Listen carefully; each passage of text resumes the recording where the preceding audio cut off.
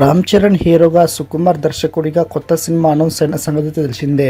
జోడు గుర్రాల పోస్టర్ తో రోరింగ్ టు కాంకర్ అనే tag line makers interesting poster ను రివీల్ చేశారు.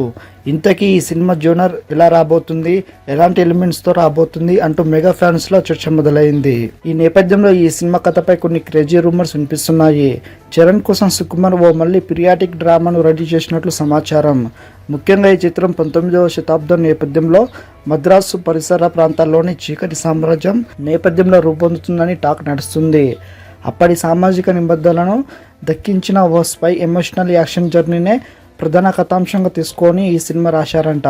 రామ్ చరణ్ కెరీర్లో 17వ మూవీగా రూపొందుతున్న ఈ చిత్రానికి దేవిశ్రీ ప్రసాద్ సంగీతం అందిస్తున్నారు.